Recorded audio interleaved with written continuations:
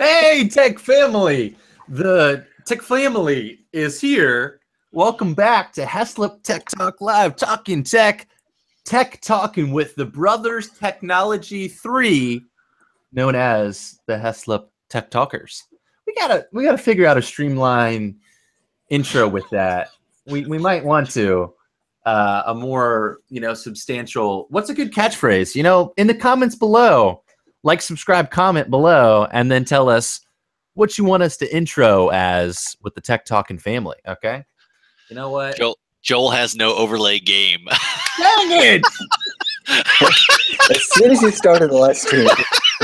So, okay, if you're new to the channel, then you don't understand. But every week I'm in here, I set up the live stream. I add, what up, Will? I add a bottom lower thirds and it looks beautiful. And I'm like, youtube.com/Joel Heslop. And then these jokesters get in and add theirs and it explodes mine every time. It poofs it. So I was like, I can end the show today, be happy because it was working. I had mine up and ready. Theirs was here. We were good to go. I was like, today is the day. We got it. And then sure enough, as soon as we load in here, it disappears. Ah, come on. I don't know what to say, guys. It hates us. It's moving right along, but It doesn't hate us. We obviously have nice lower thirds. Yeah, it hates me. Well, Josh, how are you doing? How are you doing this afternoon?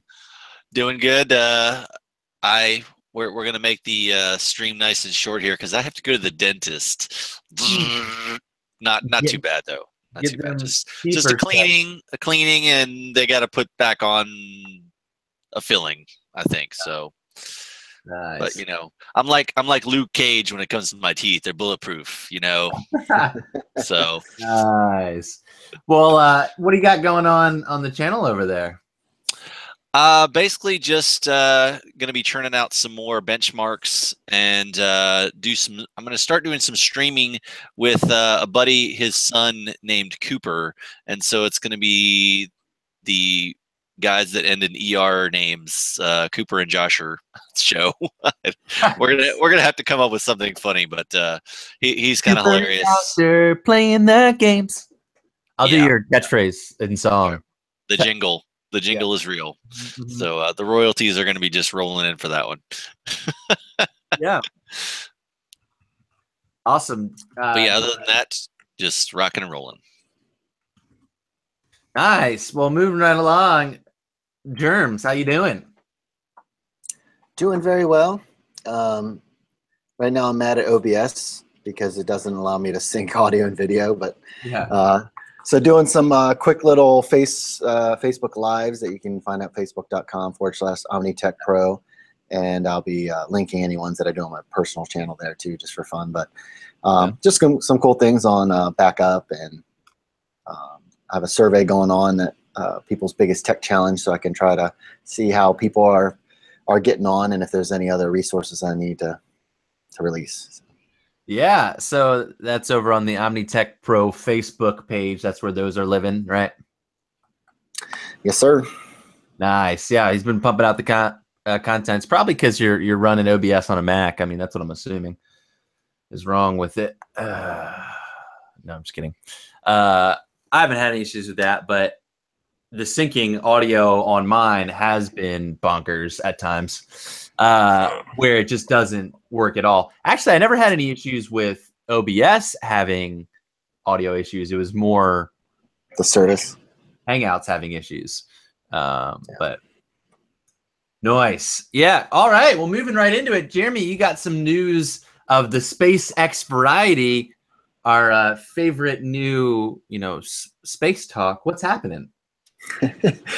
Well, everybody knows I'm kind of the Elon Musk fanboy by now. If they've been following the channel for, one episode, you know pretty much what's going on. Well, Elon shared on his Instagram, and there's plenty of articles out there, but SpaceX now has a spacesuit. You can't be an official space company without having a spacesuit. So they released their new one, and he said it has a good mix of aesthetic and function, which it's really easy to do one or the other, but he claims they've done both. I think it looks pretty slick. They've done the whole double vacuum pressure thing where they actually like blow it up in like a low depth of water so that it has pressure on the suit from internal and external. So that's good. And I think it looks pretty good. I don't know when they're going to actually start getting people up there, but I know they were talking about before the end of the year, next year, definitely. So, Yeah. You know what that guy, his expression on his face, he's like, it smells musky in here. Hello, Dave. That was for you, Glenn. I like the dad jokes. They're rocking them hard over here. But yeah, I'm excited. I mean, commercializing space travel is going to be something that happens in the near future. I mean, Virgin Enterprises, they were doing an orbital thing where you could do a trip out there. It was like, I think $15,000 or something like that you could fly out and kind of hover over space and then fly back down for a bit.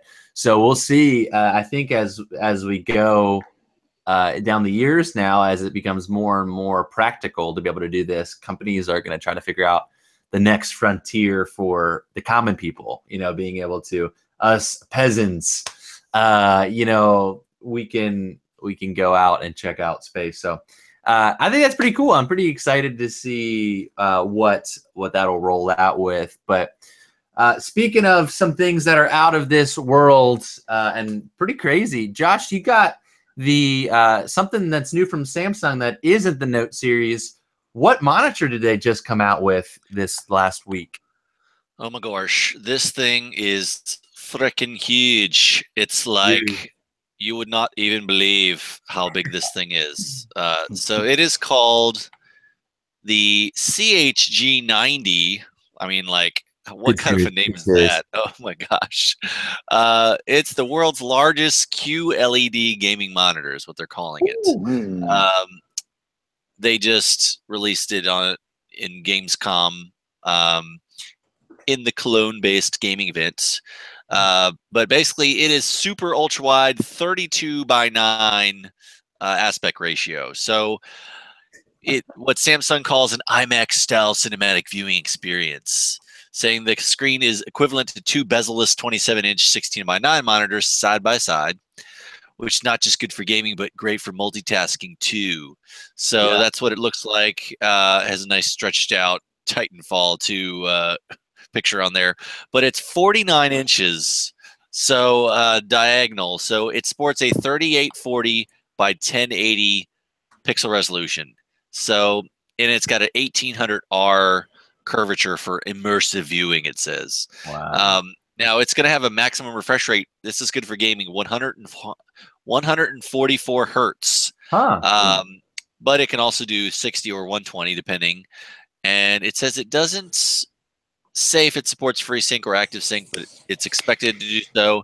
And it also has a 1 millisecond response time and game mode options with the on-screen display. So look at that guy just next to it. He looks so small because the monitor is so huge. So yeah.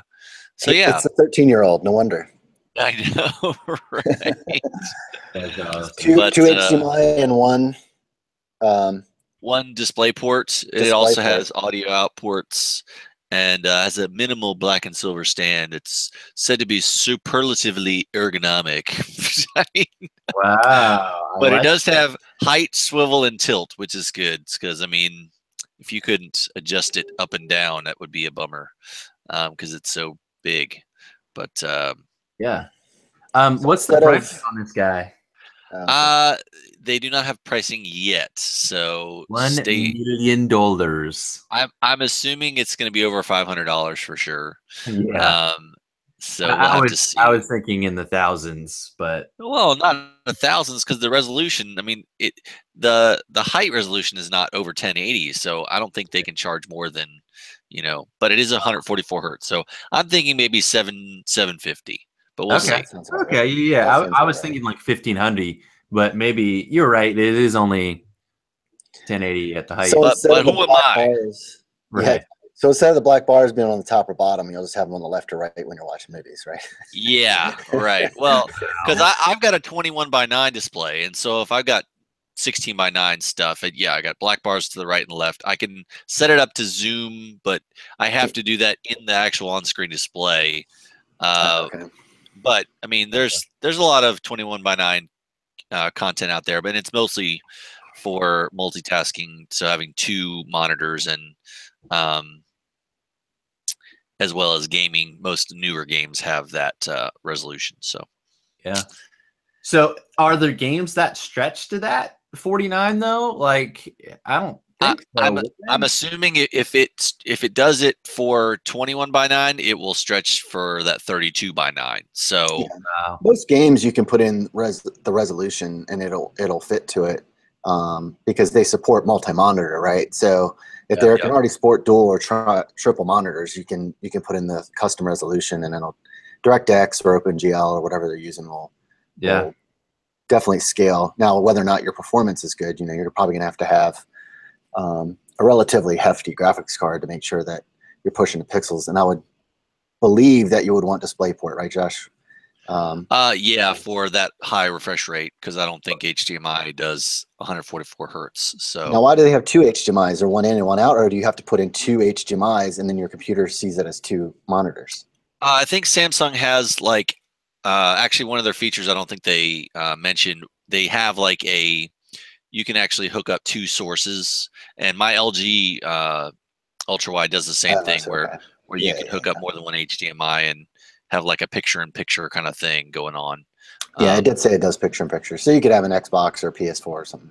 Yeah, and like have your computer on one side of the monitor and your Xbox or whatever on the other side. That actually makes side-by-side display legit. I mean, you can be, watching streaming content on one of your devices and then be working on the other one.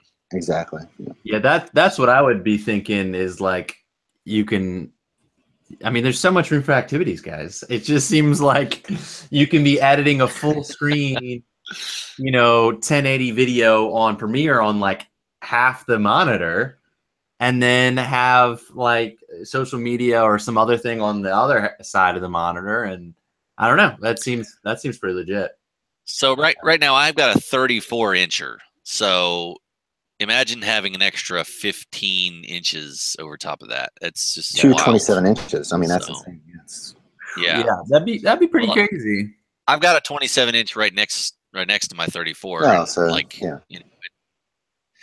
that's the cheaper route. I think I spent $200 on my 27-inch, and I spent like $250 or $300 on this one. So, so you're probably going to pay a couple of extra dollars just for not having the black line in between two monitors. The bezel, but more often than not, I'm using just the 34 because it's huge and easy to put two full screens side by side, two windows, and so.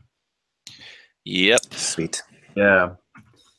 Yeah. No, I think that's I don't know. I think it's a cool idea. I mean, they're always going to push the idea of what ultra wide is. I mean, a lot of people said when they first came out, ultra wides, they were like, oh, it's a gimmick. It's not going to last. People were saying, oh, why do you need to go past 16:9? There's not content for it. And then when you use it, you're like, oh, that makes sense. Like, that's legit. It really is a nice thing. And some people don't want two monitors. They just want to have, that 21:9 or 34:9 and to have a more immersive experience. So I think, if people try out an ultra wide, see if it's something that you would like, and if it's not, then do a dual monitor. If you're fine with 16:9, kind of depends on your workflow and what you're doing. So they have them at stores like Fry's and stuff like that. I think that they do have maybe one or two at like a Best Buy, but they're not going to have any on display at your Target or Walmart or anything like that. So you're going to have to go to a Micro Center or Fry's or something like that to really try one of these out, or then really buy one and then see if you like it. And if you don't like it, then return it. But who wants to do that?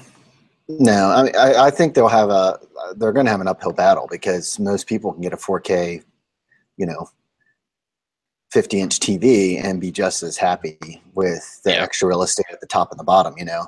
And yeah, okay, so you're not getting as many pixels packed in maybe as 227 inches, but right. It'll be interesting. They'll have to market it good. Samsung's usually pretty good at that. Yeah.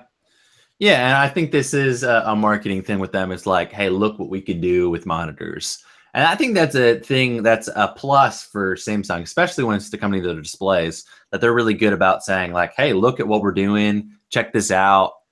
This is something new. This is something different. So, yeah, I'll be interested to see the price point. I think that'll really matter if they keep it a good bit under 1,000, closer to 500 than 1,000. That would be obviously the best. So we'll see here. But speaking of Samsung and kind of moving forward and this pushing boundaries, in my honest opinion, I don't think the new Note 8 really pushed that much forward. But let's look at this here. So they had the full final event yesterday, which was a little bit drab. Did either of you guys get to watch any of it? I watched the supercut in 8 minutes. So, yeah. It wasn't that exciting. Like, it was kind of awkward. But they're huge displays with the ground being part of the display. That was cool. They put on a good show, but the actual presentation itself, they can learn a lot from Apple's keynotes, I think. Samsung's keynotes aren't the greatest. They're okay. But here's the rundown, the TLDR of the Note 8 and what we got yesterday. Tim Schofield, QB King 77, he posted this. I'm not sure if this was from Samsung originally, but the biggest news that we already knew was that it's a rear dual camera. And that's what I think is going to push the most and be the most sense for the phone here to buy. So it is a dual pixel autofocus at 1.7 f-stop aperture here, with the wide angle being that 1.7, and then your telephoto at 2.4. What's really cool is that both of them, and this is what they were making a big deal about, both of these lenses have optical image stabilization. The iPhone 7 Plus with its dual cameras, the telephoto does not have optical image stabilization. And Samsung sure rubbed that into people's faces. They were like, I don't know if you noticed, we have optical image stabilization on both of them. Look at this iPhone picture. Yeah. Look at this iPhone front camera picture. They love that. It's blurry, isn't it? That's kind of Samsung's biggest. I was jumping out of my plane. It's blurry. Yeah, so they really pushed that, and the front 8 megapixel 1.7 front shooter, the only difference really here, and a couple different reasons, is there's a 0.1 inch bigger screen. So instead of a 6.2 inch on the S8 Plus, you get a 6.3 inch quad HD plus a screen here. It's a more boxy hold, and from what I've seen and people that they're using it, is that it feels a little better in the hand than the S8 and S8 Plus. That's what I kind of like, is that it is a little more usable in the hand. But the thing that's the head scratcher here is this actually has a smaller battery than the S8 Plus. So you're going down, instead of 3,500, you're going down to 3,300, and you have a slightly bigger screen. And I'm not sure if you're going to get a little more. I don't know if the S Pen causes any more battery drain or anything overall. I don't know, just the extra sensors in there. Who knows? I think it's the space issue. Like, they have to make space for the S Pen, and that would have been where the battery would be. That's exactly. Well, I know that milliamp. What I'm saying, oh my gosh. I'm saying I don't know if overall that affects battery life while using the pen. I'm saying, like, does it affect longevity of that battery? I don't know. The digitizer is built into the screen, so I think it's just the same as having your screen on. Okay. But No, and Glenn, they did not move. The fingerprint sensor is still at the top middle, right beside the cameras. And when I was watching people use it at the event, they had to reshift their hand to move up because it is a long device. And if you're not like MKBHD or me with longer hands, it's going to be a tough with one-handed being able to do this. So, but if you have the iris scanner, you don't need fingerprint scanner. Yeah, that's what they said. You know, iris scanner, fingerprint scanner, and then the face recognition as well. So there's multiple options. I still like using a fingerprint sensor, but we'll see with that. It does have the new Exynos chip in your worldwide release with the new 835. Is it the 836? Actually, no, 835 is in the US. That's Snapdragon. Okay, yeah. I was making sure because originally there was a talk about the 836 chip for Snapdragon as well. So, you have the S8 and that scanner blows. That's unfortunate. So they talked a long time about how much better the S Pen is, the pressure sensitivity, live messages, screen off memos, etc. And they're still pushing Samsung DeX and they're still pushing Bixby. So we'll see if there's some improvements. They're gimmicks, man. It's like what the cool thing is the dual multi app setup. I like that. I think that's pretty neat. So so you can automatically set up on your Edge display like shortcuts for 2 apps to open up at the same time. I love that. Yeah. Nice. So you can make your own ones like with YouTube and Google, or YouTube and Chrome or whatever. So basically that's a nice add. I do like the live focus camera feature where you can change the background after you take the picture, which is pretty nice. For that blurred out background effects. The bokeh effect. Well, and my favorite thing that I saw about that is you can actually take a picture with the wide angle and the telephoto at the same time. So that's cool. It'll take a picture with both of the lenses at the same time and focus them how you want to. So you can live focus afterwards of either of the images. So if you say, "Ooh, I wish it was a little bit more close in," you just switch the telephoto image and you got a closer shot. So I love. I don't know why you can't do that with other phones, be able to take it at the same time. It's just a software feature, being able to take it with the same time. So that's pretty sweet. You can get both the images and refocus both of them since it's getting the sensor data from both of them. So I love that. I was just talking to someone this morning go ahead. Do you love it $950 enough? No, that's hard. The price point is rough. They do have a deep sea blue, Josh, though. That's the new color, this deep sea blue. Oh, that's worth $1,000. Wow. Right? Yeah, I think they still have the heart rate sensor right there next to the. Yeah. So, there's a lot of things here. I mean, it looks good. I mean, right, you can see the fingerprint smudges there already. So you're going to want to put a skin or a case or something on that. But it's looking good. I mean, the thing I'm most looking about is what are how the image sensor is going to step it up from past ones. I haven't heard a ton yet, but I'm excited. I mean, like you said, Josh, it is expensive. There's a special opportunity for former Note 7 members. It's their loyalty program, and they want to say, hey, thanks for buying the Note 7. We'll give you an extra $125 basically, because you can get $300 by turning in an S7 Edge right now. Or S7 or Note 5. I think those are the 3 phones you can get $300 back from. So you can get an extra $125 if you had purchased the Note 7 before. So that's kind of nice. That you're able to cash in on that. I don't know. I think it's overall it was just iteration forward. If you need the S Pen and you want a dual camera and you don't want to get the S8, this is S8 Plus, then this is your best option. You can do that. But I don't know if there's that much pulling you away from the S8 Plus to really justify the Note 8 purchase. If you want the newest and best and a better camera, yes. But There's honestly not that crazy much difference between the two. So I don't know. I'm excited to see kind of some of the camera samples, kind of what else we're getting out of this here. But I don't want to stay on this too long. We got a couple more things to go over here, but and I know Josh got to leave in just a few minutes here. So any other final closing thoughts on the Note 8 there?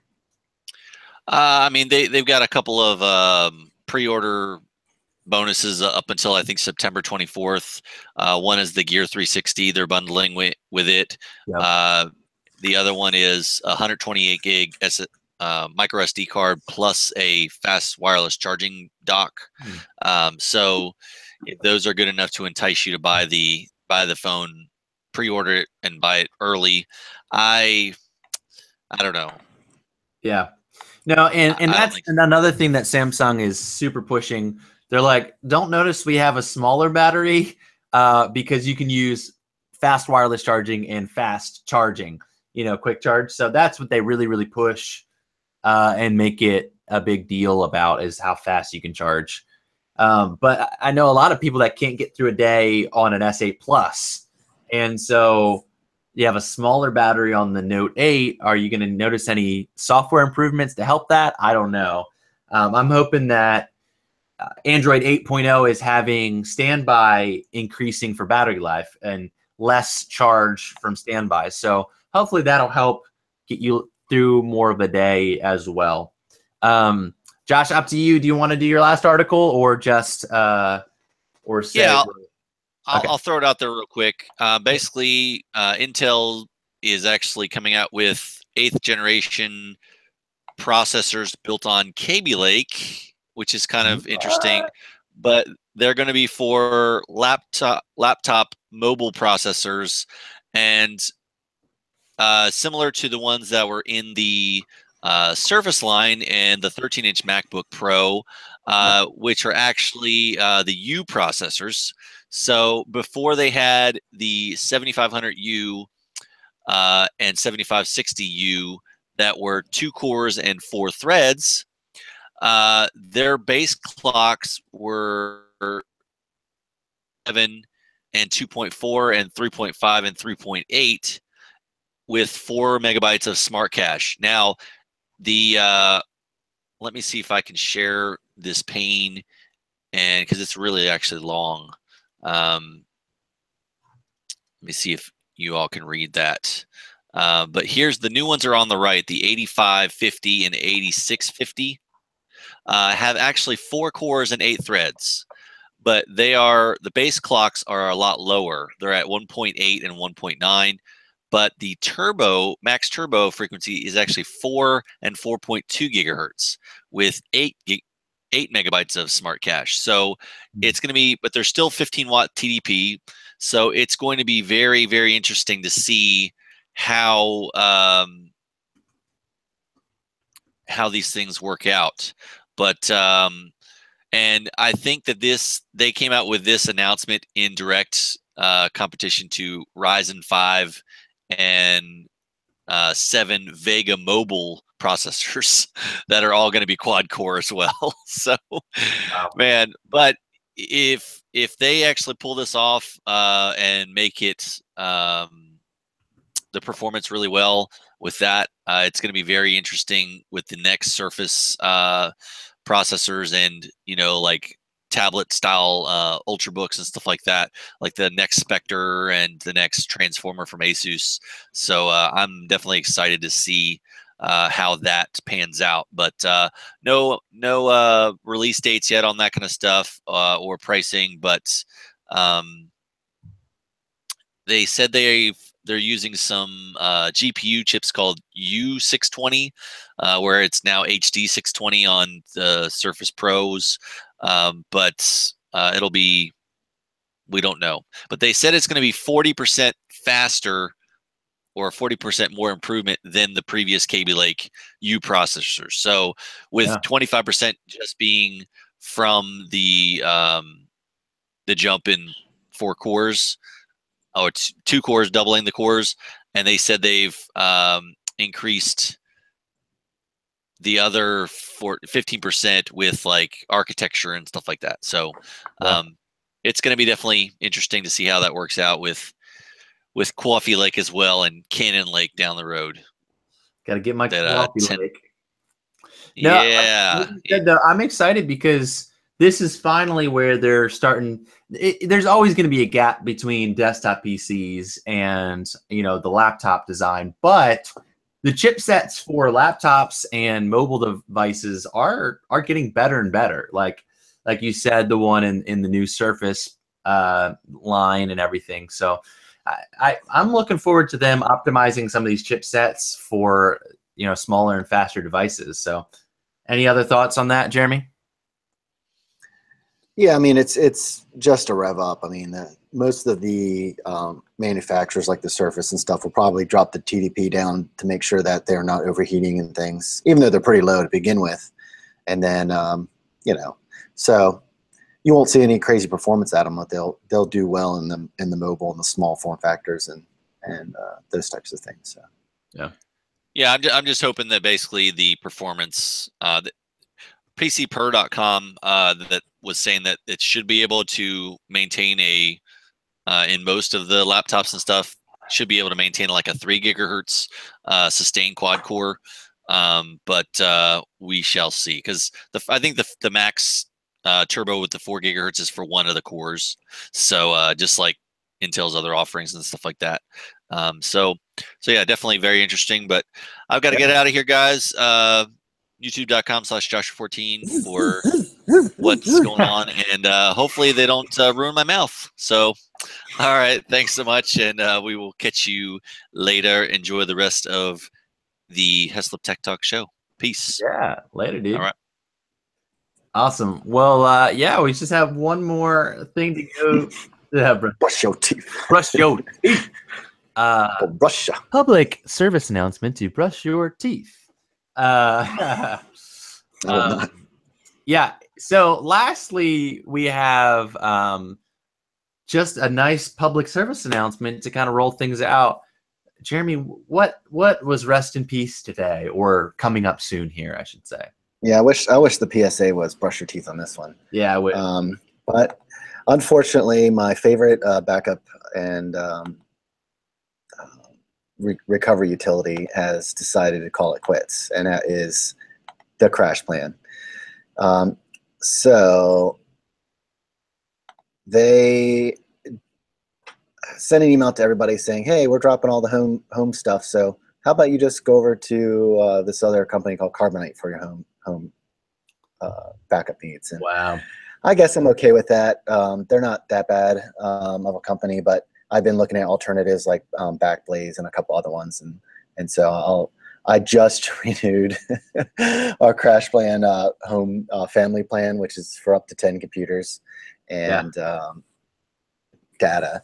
And before that I used Mosey, but they went to a non-unlimited plan, and a lot of the other ones didn't have unlimited plans out there. When I have all my photography photos and my wife's photos of all the kids and stuff like that. And so, you start getting a bunch of gigabytes out there, and it becomes important.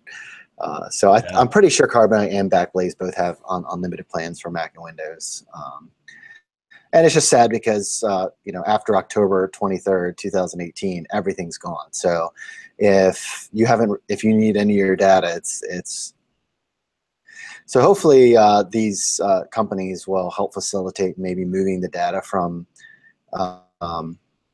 back end to back end, so that you don't have to resync every single file all over again for weeks. Because I've had times where I've had to rebuild my computers and syncing and recalculating all the backups based on MD5 sums of the files and stuff like that. Just it takes days. So I try to incrementally. And they don't have any way to migrate it for you? I mean, that would be the obviously the easiest, best thing they could. But yeah, I want to say, I mean, they're partnering with Carbonite, so you would hope for all that is good that they'll do that with Carbonite. So how you renewed basically through at the end of them ending, right? Oh yeah, it'll be August of next year. So I'll have to start looking at this time, like July next year, put on my calendar to start seeing what's out there and what's going on. That's a good amount of time, though. It's not like they just said next month we're closing down. No, no, no. Was it a financial thing? Like, was that the biggest issue? Well, I don't know. I mean, there was some rumblings on a couple different blogs and other places that was saying that they're focusing more on the enterprise and business, and they're obviously getting more money there at $10 per computer for unlimited. So the small businesses, which we have some small businesses on there, being an IT company, and so $120 a year for backing up your whole server or backing up one of your laptops is not horrible. But I paid like $150 for the family plan, and that was for up to 10 computers. So yeah, hey guy, thanks. Yeah, for sure. Well, that's a good PSA to say, back everything up. I put the link up here to facebook.com/OmniTechPro. Jeremy has 2 live events that he did on the page there.